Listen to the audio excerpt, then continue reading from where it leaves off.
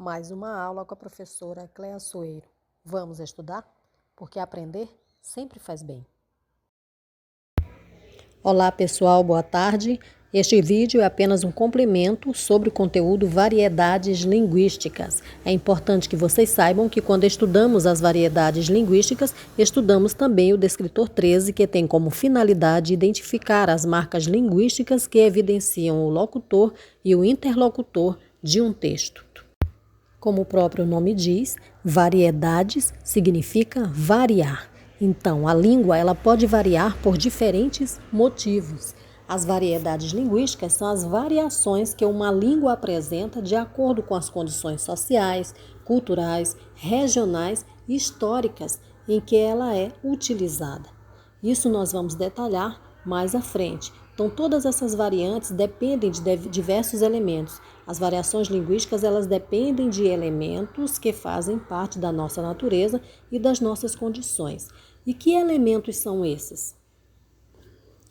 A faixa etária, a região geográfica, o gênero, a situação socioeconômica, o grau de escolarização, o mercado de trabalho, a rede social, o estilo, o tempo.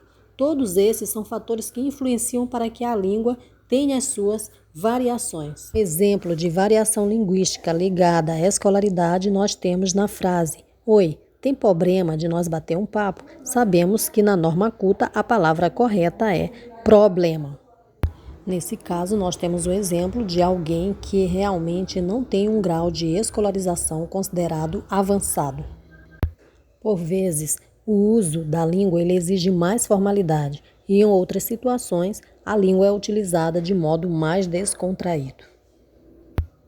A língua também pode variar de acordo com a faixa etária. As pessoas mais jovens tendem a ter um linguajar diferenciado das pessoas mais velhas. E isso pode resultar, às vezes, numa falta de compreensão entre as pessoas que estão conversando, de acordo com a faixa etária. O lugar onde se vive ou a região também influencia para que a nossa língua tenha os seus diferenciais. Pessoas que moram no interior falam de forma diferente de pessoas que residem nas cidades grandes. Pessoas do interior tendem a minimizar um pouco, a reduzir, a abreviar algumas palavras.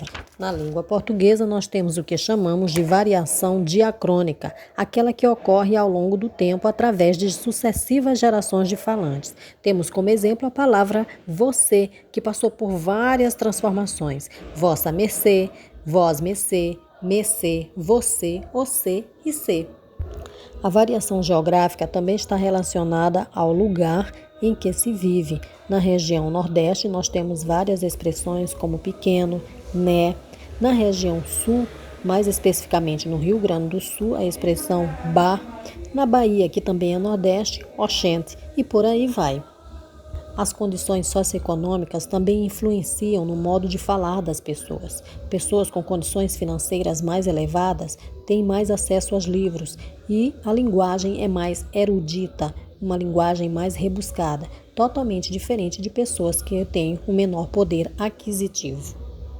Apesar de todas essas diferenças na nossa língua, as variedades linguísticas elas são adequadas porque elas possibilitam uma comunicação entre as pessoas.